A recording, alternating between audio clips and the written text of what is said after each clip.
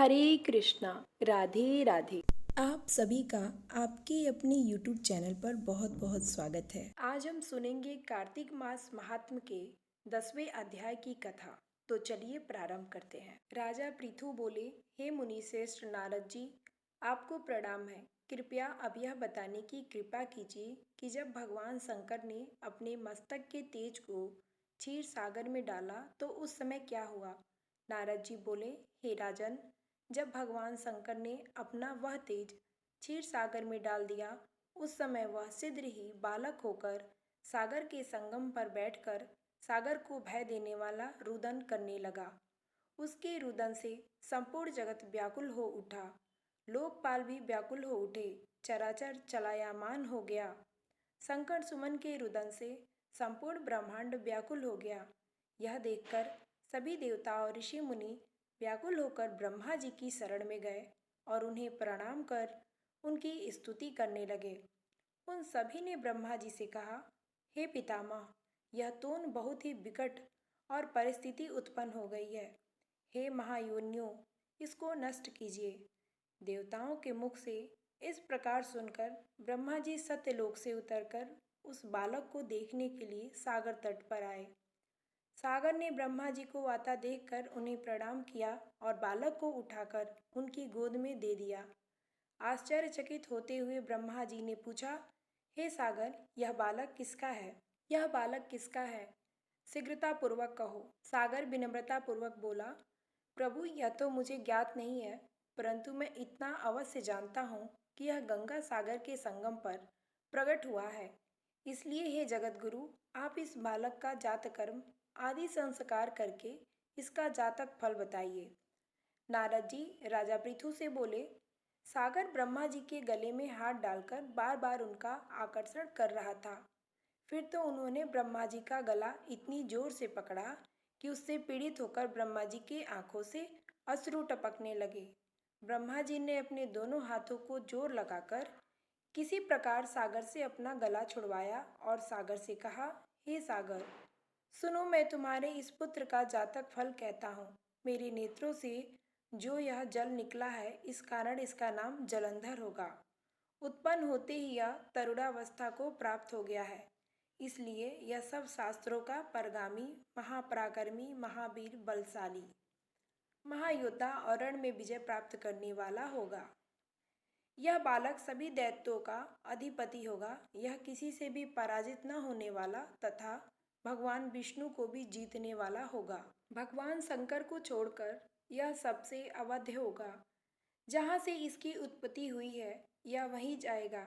इसकी पत्नी बड़ी पतिव्रता, सौभाग्यशालिनी, सर्वांग सुंदरी, परम मनोहर, मधुर बाणी बोलने वाली तथा शीलवान होगी।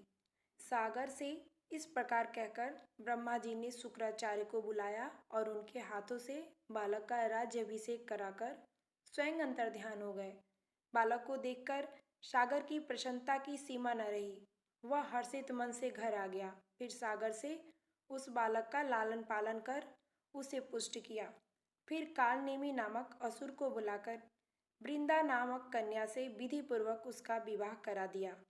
उस विवाह में बहुत बड़ा उत्सव हुआ। श्री शुक्राचार्य जी के प्रभाव से पत्नी सहित जलंधर दैत्यों का राजा हो गया। यहाँ पर कार्तिक मास महात्म्य के 10वें अध्याय की कथा समाप्त होती है।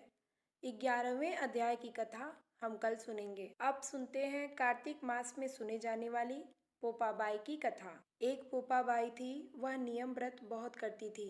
एक दिन अपने भाई भाभी से बोली कि मैं शादी नहीं करूँगी, मेरी झोपड़ी गांव के बाहर बनवा दो, और गांव की स्त्रियों से कहा कि अपनी गाय और बछड़े मेरे यहाँ चरने के लिए भेज दिया करो, बचा खुचा खाना मुझे भेज दिया करो। एक दिन नगर का राजा शिकार खेलने जंगल में गया। जंगल में झोपड़ी देखकर वहीं रुक गया और बोला कि इस झोपड़ी में कौन रहता है। जब अंदर से कोई आवाज़ नहीं सुनाई दी तो वह बारंबार दरवाज़ा खटखटाने लगा। तब पोपाबाई उठी और बोली कि कौन है जो मेरे द्वार पर आवाज़ दे रहा है। पोपाबाई ने कहा कि जहाँ से आए हो वहीं चले जाओ, मैं पराये पुरुष का मुख नहीं देखती। राजा जबरदस्ती पोपाबाई को उठाकर ले जाने लगा। रास्ते में पोपाबाई ने राजा को श्राप दिया कि उसका सारा राजपाट नष्ट हो जाएगा। जब वह नगर में पहुंचा तो रानियां कहने लगी कि आप इसको वापस इसकी झोपड़ी में छोड़ आओ। राजा जब पोपाबाई को छोड़ने गया तो रास्ते में पाप की नदी आई। राजा उस पाप की नदी में डूब गया। पोपाबाई धर्मराज के यहाँ पहुंची तो धर्मराज जी ने पोपाबाई को स्वर्ग का राज दे दिया। एक बार एक सेठ सेठानी मृत्यु लोक को सिधारे प्रवेश करने के लिए स्वर्ग का द्वार बंद देखकर उन्होंने धर्मराज को द्वार खोलने का आग्रह किया। तब धर्मराज जी ने कहा, इस द्वार पर पोपाबाई का राज है। सेठ सेठानी ने कहा कि हम पोपाबाई को नहीं जानते। तब धर्मराज जी ने कहा कि 7 दिन मृत्यु लोक में जाकर 8 खोपरा गोला में राई भरकर 5 कपड़े ऊपर रख कहानी सुनकर उद्यापन करें और कहें कि राज है पोपाबाई का, हिसाब लेगी राई राई का। इस तरह कहानी कहकर उद्यापन करके तभी आपको स्वर्ग के द्वार खुले मिलेंगे। बोलिए पोपाबाई की जय। धर्मराज जी की कहानी। किसी गांव में एक बुढ़िया रहती थी। वह बहुत नियम धर्म से व्रत रखा करती थी। एक दिन भगवान के घर से यमदूत उसे लेने आ गए और वह उनके साथ चल पड़ी। चलते चलते एक गहरी नदी आई तो यमदूत बोले कि माई, तुमने गौदान की हुई है या नहीं। बुढ़िया ने उनकी बात सुनकर मन में श्रद्धा से गाय का ध्यान किया तो वह उनके समक्ष आ गई और बुढ़िया उस गाय की पूंछ पकड़कर नदी पार कर गई।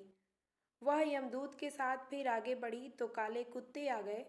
यमदूत फिर बोले कि कुत्तों को खाना दिया था। बुढ़िया ने मन में कुत्तों का ध्यान किया तो वे रास्ते से चले गए। अब बुढ़िया फिर से आगे बढ़ने लगी तो रास्ते में कौवे ने उसके सिर में चोंच मारनी शुरू कर दी तो यमदूत बोले कि ब्राह्मण की बेटी के सिर में तेल लगाया था। बुढ़िया ने ब्राह्मण की बेटी का ध्यान किया तो कौवे ने चोंच मारनी बंद कर दी। कुछ आगे बढ़ने पर बुढ़िया के पैर में कांटे चुभने लगे तो यमदूत बोले कि खड़ाऊ आदि दान की है। बुढ़िया ने उनका ध्यान किया तो खड़ाऊ उसके पैरों में आ गई। बुढ़िया फिर आगे बढ़ी तो चित्रगुप्त जी यमराज से कहा कि आप किसे लेकर आए हो। यमराज जी बोले कि बुढ़िया ने दान पुण्य तो बहुत किए हैं लेकिन धर्मराज जी का कुछ नहीं किया, इसलिए आगे द्वार इनके लिए बंद है। सारी बात सुनने के बाद बुढ़िया बोली कि आप मुझे सिर्फ 7 दिन के लिए वापस धरती पर भेज दो। मैं धर्मराज जी का व्रत और उद्यापन करके वापस आ जाऊंगी। बुढ़िया माई वापस धरती पर अपने गांव आ गई और गांव वालों ने उसे भूतनी समझकर अपने दरवाजे बंद कर दिए। वह जब अपने घर गई तो उसके बहू बेटी भी दरवाजे बंद करके बैठ गए। बुढ़िया ने कहा, मैं भूतनी नहीं हूँ, मैं तो धर्मराज जी की आज्ञा से वापस धरती पर 7 दिन के लिए आई हूँ। इन 7 दिनों में मैं धर्मराज जी का व्रत और उद्यापन करूँगी जिससे मुझे परलोक में जगह मिलेगी।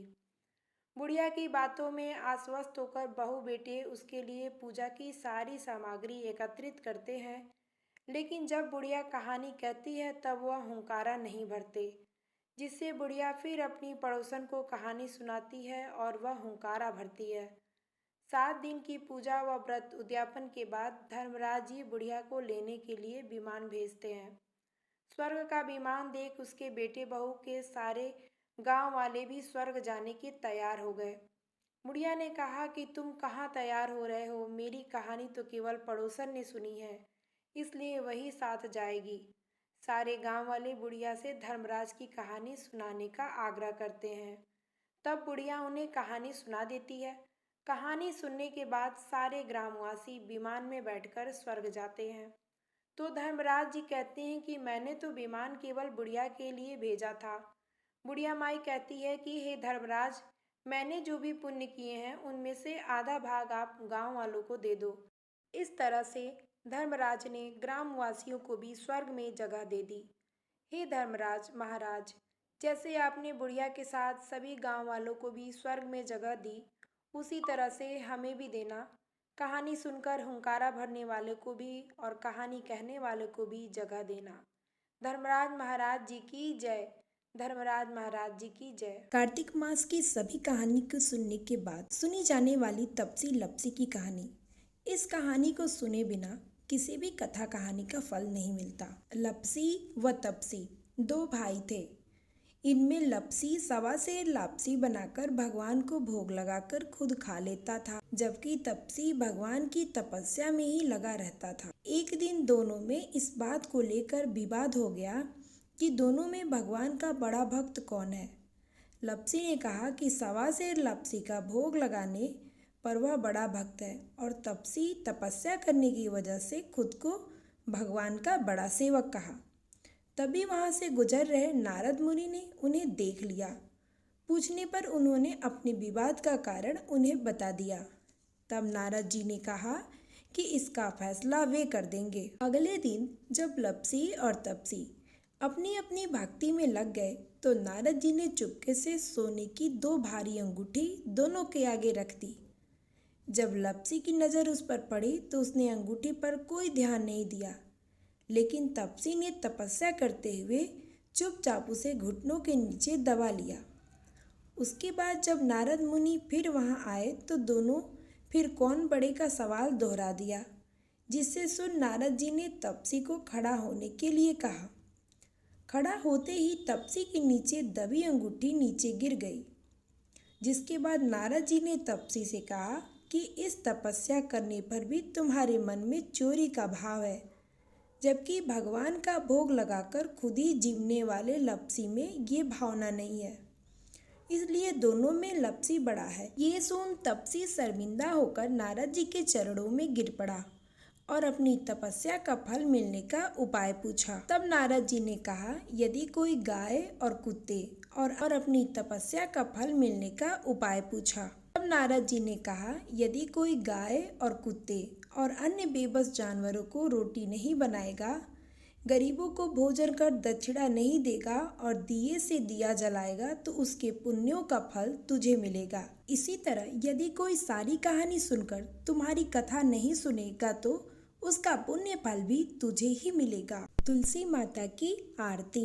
तुलसी महारानी नमो नमो, हरि की पटरानी नमो नमो। धन तुलसी पूरण तप कीनो, शालीग्राम बनी पटरानी। जाके पत्र मंजरी कोमल, श्रीपति कमल चरण लपठानी। नमो नमो तुलसी महारानी, नमो नमो तुलसी महारानी। तुलसी महारानी नमो नमो। धूप दीप नैवेद्य आरती, पुष्पन की वर्षा बरसानी। 56 भोग 3600 व्यंजन, बिन तुलसी हरि एक न मानी। नमो नमो तुलसी महारानी। सभी सखी मैया तेरी यस गावे, भक्ति दान दीजे महारानी। नमो नमो तुलसी महारानी। तुलसी महारानी नमो नमो। तुलसी महारानी नमो नमो। हरि की पटरानी नमो नमो। कहानी पसंद आए तो वीडियो को लाइक करें